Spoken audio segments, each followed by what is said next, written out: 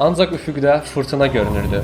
2008 və 2009-cu illərdə Rusiyada olan valyuta enişi və iqtisadi böhran Çerkizov bazarı və IST imperiyasının kökündən sarsılmasına səbəb oldu. Həmçinin Rusiya hökuməti bazarda keçirilən topdan satış əleyhinə ciddi tədbirlər gördü. Rəsmi bəyanata görə bazar vergilərini ödəmirdi, qeyri-qanuni mal dövriyyəsi, kargüzarlıq pozuntuları var idi. Nəticədə bazar bağlandı və yüz minlərlə tacir işsiz qaldı. Bu sadəcə bir bazarın bağlanması deyildi. IST imperiyasının təməli belə silkələndi. Borclar yığılmışdı.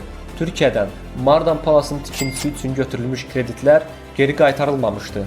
2015-ci ildə otel icralıq oldu və icranın nəticəsində otel Türkiyədən Halkbankın mülkiyyətinə çevrildi. 2017-ci ildə Rusiyada iddialara görə iki iş adamının öldürülməsində Telman İsmaylovun adı hallanırdı və beləliklə ona qarşı qiyabi hökm çıxarıldı və Interpol tərəfindən axtarışa verildi. 2021-ci ilin oktyabrında Montenegronun paytaxtı Podgorica şəhərində Telman İsmaylov həbs olundu.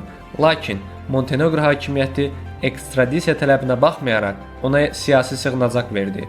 Bu da onun Rusiyanın ələ keçirmə ehtimalından uzaqlaşdırdı. Hal-hazırda Telman İsmaylov Montenegroda siyasi sığınacaq statusu ilə yaşayır. Amma o, Azərbaycan xalqının yaddaşında milyardlarla dollarlıq imperiyasını itirmiş, dramı və qalmaqalı ilə yadda qalan bir şəxsdir.